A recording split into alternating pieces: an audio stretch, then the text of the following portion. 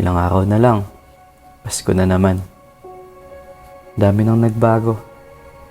Para bang ang bilis ng panahon. Dati, noong bata pa tayo, ibang-iba ang Pasko. Ngayon, parang nag-iba ang lahat. Parang kumupas. Hindi naramdam ang simoy ng hangin na nagpapaalalang Disyembre na. Sa pananaw ng mundo, iba-iba ang Pasko. Magkakaiba ng kwento, magkakaiba ng pinagdadaanan, magkakaiba ng paraan ng pagdiriwang. May mga pamilyang kompleto, masaya, maingay, puno ng tawanan.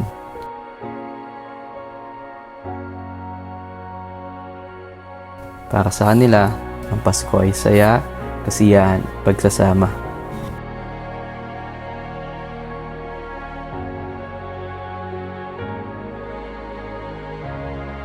Mayroong ngumingiti sa harap ng kamera.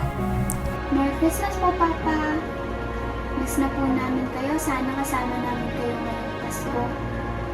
Pero sa likod ng ngiti, may kirot ng pangungulila.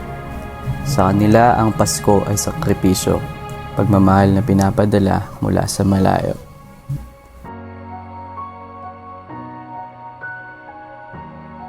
Meron ding mga pamilyang hindi magarbo ang handa.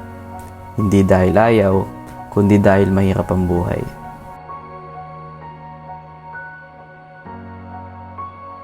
Pero kahit simple ang mesa, ramdam ang saya.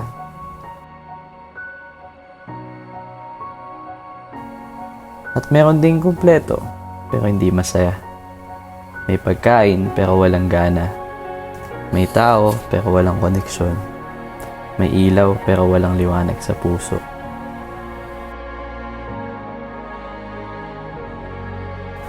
Sa mundo, ganito ang Pasko. Masaya para sa iba, malungkot para sa ilan, simple para sa karamihan. Iba-iba, magkakaiba, hindi pantay, hindi pare-pareho. Pero bakit kaya kahit iba-iba ang kwento, bakit may mga taong tunay na masaya kahit walang handa? Bakit may kapayapaan kahit mag-isa? Bakit may liwanag kahit may lungkot? Kaya pala.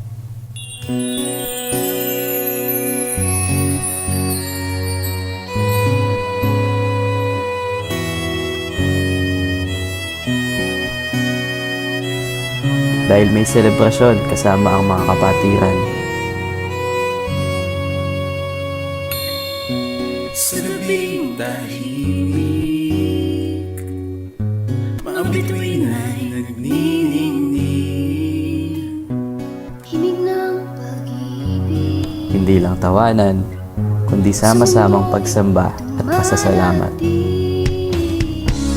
Ang puso'y umaawi dahil sa pagsilang mo, o aming hari. Isang panahon kung saan pinagdiriwang natin ang pagkabuhay ng Diyos, ang tunay na dahilan ng Pasko.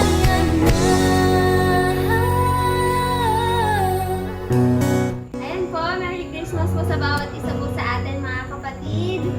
Merry Christmas! Ayan po, so welcome po sa ating pong Encourager session. So for this morning, tayo po ay magmumula sa aklat po ng Mateo chapter 1 verse 23. Sabi po dito, maglilihi ang isang birhen at manganganak ng isang sanggol na lalaki at tatawagin siyang Emmanuel, na ang kahulugan ay kasama natin ang Diyos. So, sa inyo po mga kapatid, baka po may gusto pong mag-share patungkol po sa verse po na binasa po natin. Kapag may Kristo po pala sa puso, may pag-asa ng pinapuso. Totoo nga po, at may kapayapaan po na hindi kayang sirain ng mundo. Sa akin naman po may saya kahit gaano kasimple ang buhay. May liwanag kahit may sugat ang puso. Salamat po sa Diyos. Dahil ang Pasko, hindi nakabase sa dami ng handa, sa ingay ng tawanan, sa kompletong pamilya. Ang tunay na Pasko ay buhay, pagbuhay si Kristo sa puso. Kung siya ang sentro mo, walang Paskong hindi magiging masaya. Dahil si Kristo ang dahilan ng Pasko.